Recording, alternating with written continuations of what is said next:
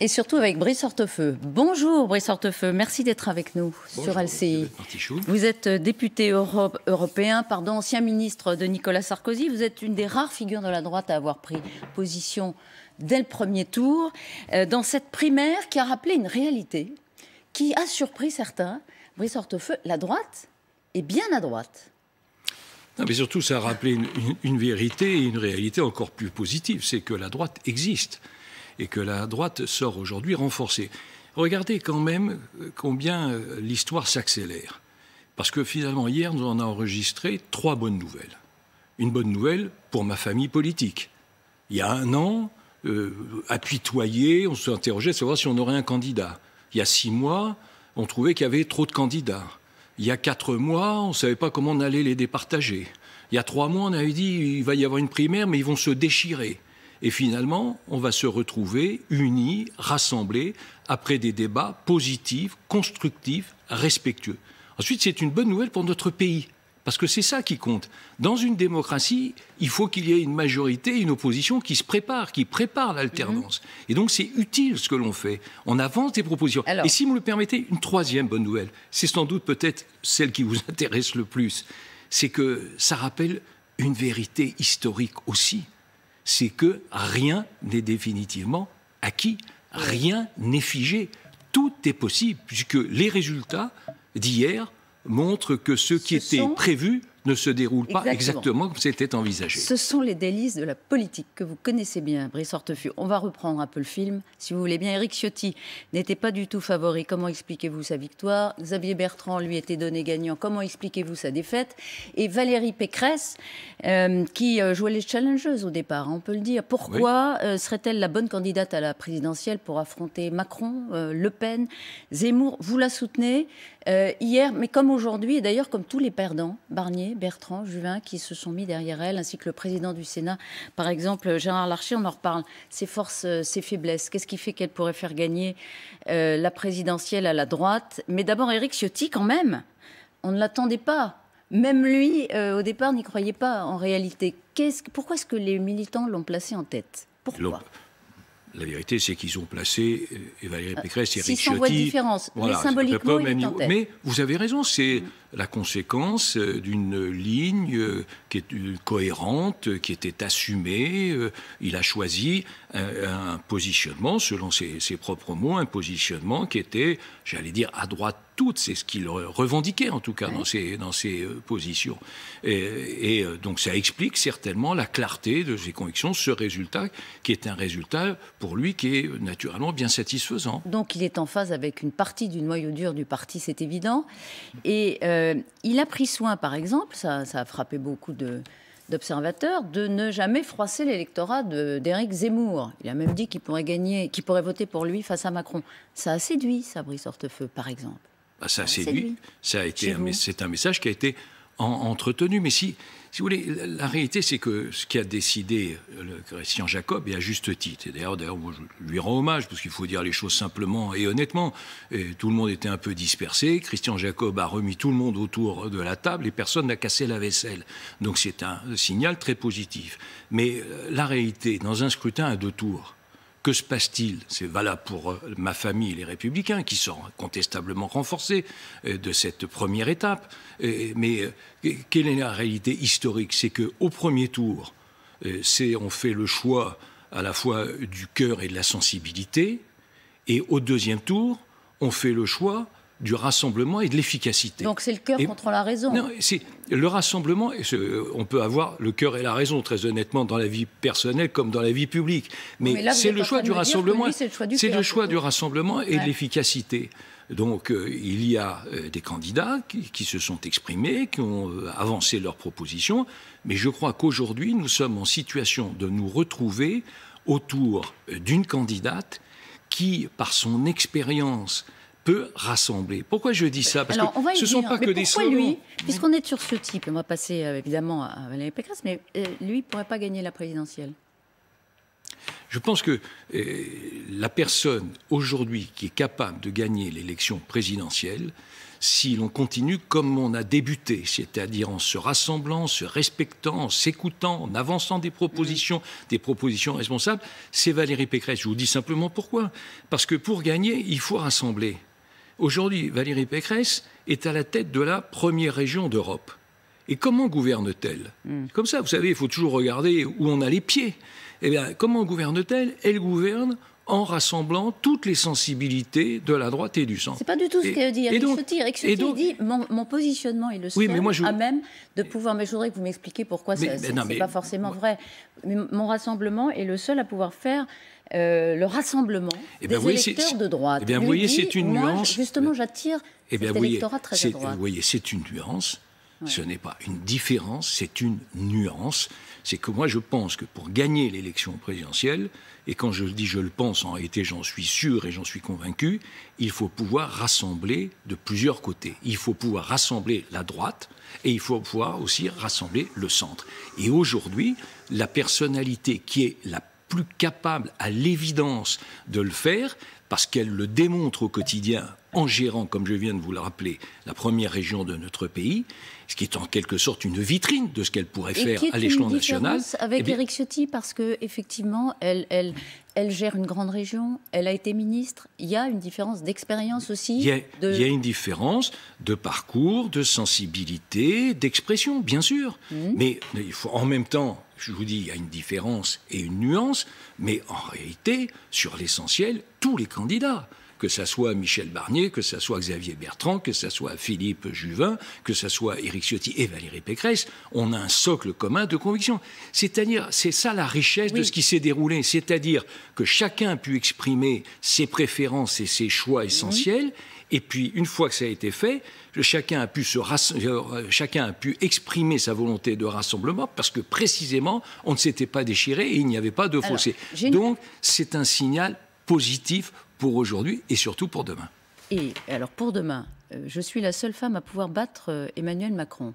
Encore dit Valérie Pécresse hier soir sur le plateau de LCI avec Rotel Kriep. Vous étiez aux premières loges de la victoire de Nicolas Sarkozy en 2012, Brice Hortefeux. Il a réussi entre autres parce qu'il a précisément réussi à mordre sur l'électorat FN à l'époque, aujourd'hui Vous faites sans doute plutôt référence à 2007 qu'à 2012. J'ai dit 2012, pardon. En 2007, oui. Vous voyez, pardon, je l'ai effectivement retardé de 5 années. Mais peu importe, le résultat était là. Comment peut-elle faire, elle ? Mais justement, en avançant des propositions et des engagements qui soient à la fois clairs et crédibles. Vous savez, on peut avoir des engagements crédibles, mais qui sont parfois confus. On peut avoir des engagements clairs, mais qui ne sont pas crédibles. Et la force de Valérie Pécresse, c'est d'avoir un positionnement qui est très simple, très clair, très crédible, très responsable. Ça tient en deux mots. En deux mots. C'est la modernité et l'autorité. Et on ne peut pas gagner l'un sans l'autre. On ne peut gagner qu'avec l'un et l'autre. Ça permet de faire revenir des électeurs de l'extrême droite dans votre famille, ça, ça permet de faire revenir des électeurs qui nous ont quittés. La modernité, bien sûr, déjà, le fait que ça soit une femme, c'est pas en soi un critère suffisant. Mais c'est un signal formidable pour la droite républicaine que l'on voulait ringardiser. C'est une initiative, c'est une expression qui ne s'était jamais produite jusque-là. Donc c'est un signal politique. Pour les adhérents. Mais j'en suis convaincu. Il faut passer le cap de demain déjà. Bien sûr. Et en même temps, avec des propositions qui soient des propositions très concrètes. Il y en a une, je vous donne très simple, de la vie quotidienne, moi qui m'a personnellement beaucoup frappé. François Hollande a démantelé la politique familiale. Emmanuel Macron n'a rien fait pour la changer. Elle a, une politique familiale très ambitieuse, avec quelque chose notamment de très concret, c'est que pour les ménages séparés, vous savez que c'est le cas de quasiment 1 sur 2 en Ile-de-France et 1 sur 3 dans notre pays, eh bien la défiscalisation des pensions alimentaires qui sont versées. Voilà un exemple aux femmes. Voilà un exemple très simple, très concret du quotidien. Et en même temps, l'autorité. Un positionnement trop centriste ne permettra pas de faire gagner notre famille, c'est ce que dit Éric Ciotti hier soir sur LCI. Eh bien, c'est ce que je dis. Je suis d'accord. Il faut rassembler, c'est-à-dire modernité et autorité, donc l'autorité qui sont, souvent avec raison d'ailleurs, considérées comme étant des valeurs de droite, eh bien elle est capable d'incarner cette autorité. Je suis même convaincu d'ailleurs que c'est celle, parmi tous les candidats qui sont présentés, qui avait en elle-même cette force et cette capacité d'autorité. Alors, si elle gagne demain et que Éric Ciotti fait un gros score, il faudra faire quand même une synthèse, il faudra tenir compte du succès remporté par Éric Ciotti dans cette primaire. Quelle proposition devrait-elle reprendre d'Éric Ciotti sur la question de, par exemple, de l'immigration, de l'identité, de la sécurité, sur lequel, lui, il a beaucoup capitalisé. Alors, il prône la fin du droit du sol. Est-ce que vous y êtes favorable? Ce n'est pas la proposition qui est avancée par Valérie Pécresse, mais il y a une réalité simple. C'est que, attendez, lui, on va pas faire la liste des propositions d'Éric Ciotti, de Xavier Bertrand. Sur les questions d'immigration, vous êtes quand même bien sûr, une référence. Donc je vous dis les choses simplement. Valérie Pécresse, si elle gagne, ça veut dire que c'est, ce dont je suis convaincu, ça veut dire que c'est son projet qui aura été aussi validé. Donc elle appliquera son projet en prenant... Son projet, rien que son projet. Ça, c'est vous ce que vous dites, ou plus exactement, c'est ce que vous voudriez que je vous dise. Je vous dis absolument pas ça, parce que l'avantage, c'est que la langue française est riche et que donc on peut être précis. Donc je vous dis, si Valérie Pécresse, ce que j'espère et dont je suis convaincu, l'emporte, eh bien, elle appliquera le programme pour lequel elle a conquis par lequel elle a conquis la confiance. Mais bien sûr qu'il y aura un rassemblement des personnes, comme il y aura un rassemblement des projets. Et il y aura donc des points qui seront pris chez Éric Ciotti, chez Xavier Bertrand, chez Michel Barnier, chez Philippe Juvin. L'expérience de Philippe, je vous donne un exemple très simple, l'expérience de Philippe Juvin en matière de santé, bien sûr que c'est un apport indispensable à la réflexion que l'on doit mener alors que nous sommes confrontés à cette pandémie et donc à la crise de l'hôpital. Donc il y aura bien sûr des points qui seront repris, mais ça sera le programme, le tronc, le socle, ce sera le programme de Valérie Pécresse. D'accord. Enfin, mais sur l'immigration, je vous donne un exemple très simple, sur l'immigration, l'avantage c'est qu'elle a un programme qui est prêt. C'est pas quelque chose à venir, on va y réfléchir. Non, elle a préparé avec Patrick Stefanini un projet de loi constitutionnelle sur les questions migratoires avec des propositions simples. On dit l'immigration, on revoit tout. Il faut revoir parce que, comme vous le savez, jamais dans notre pays on a compté autant d'étrangers sur notre territoire et que les reconduites des clandestins, des illégaux, c'est-à-dire ceux qui viennent sans nous demander notre avis, sans nous respecter notre droit, eh bien, ces expulsions ont baissé de 50%. Donc ça ne peut pas continuer comme ça. Elle propose un projet de loi constitutionnelle qui est déjà fait, qui est déjà rédigé, qui est prêt. Et si elle a obtenu ces résultats, c'est précisément parce qu'on a compris qu'elle avait le projet sans doute le plus complet, le plus abouti et le plus immédiat. Qu'est-ce qui lui permettrait d'être plus efficace sur ce sujet que les deux présidents précédents sur ce sujet?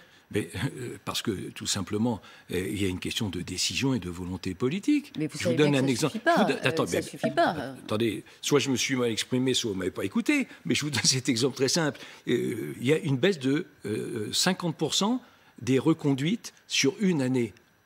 Quelle est la raison? Vous parlez des reconduites illégaux.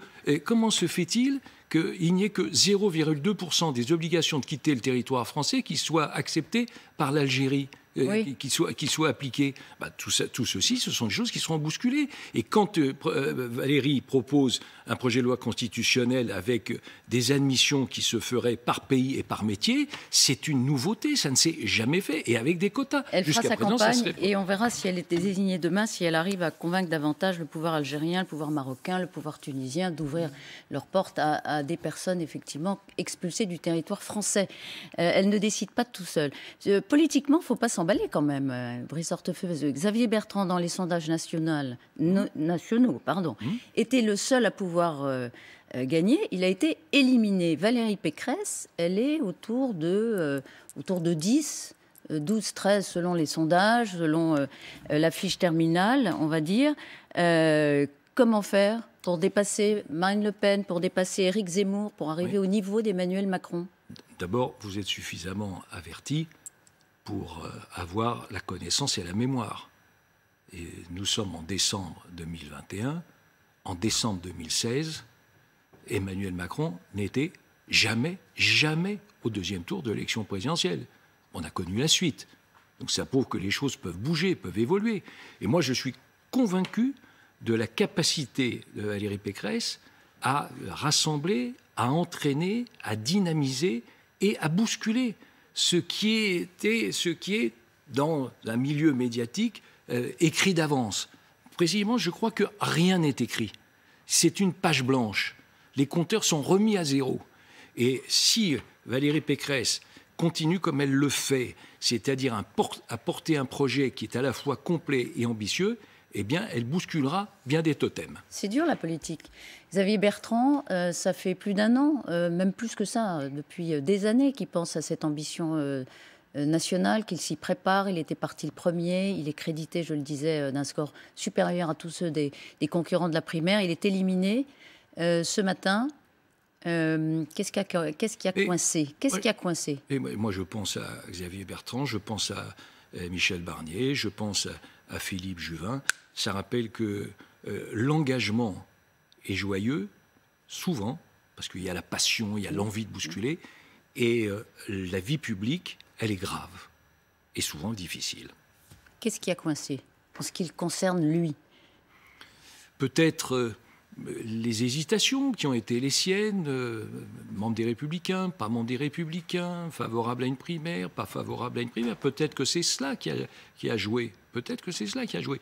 Mais en tout cas, ce qui m'a impressionné, moi je n'étais pas un supporter de Xavier Bertrand, mais ce qui m'a impressionné, je le dis très sincèrement, si je ne le pensais pas, je ne me forcerais pas à le dire, mais j'ai été impressionné par la manière dont immédiatement, avec beaucoup de loyauté et de dignité, il s'est exprimé malgré une déception personnelle qui doit être une déception forte, violente et qui fait mal.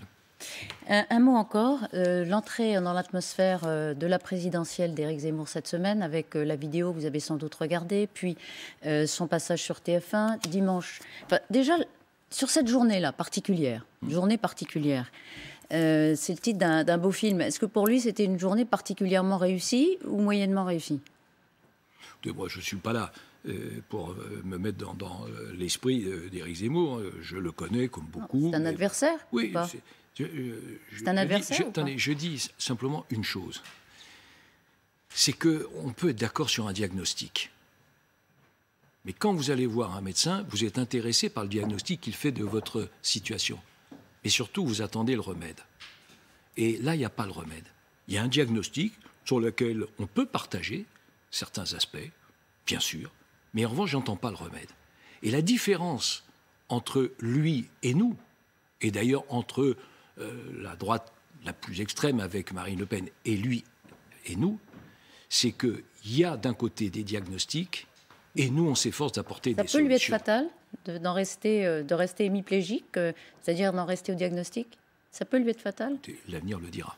Parce que vous avez commencé en disant que ça n'est jamais écrit. Donc il ne faut pas l'enterrer politiquement, Éric Zemmour. Mais moi, j'enterre absolument personne.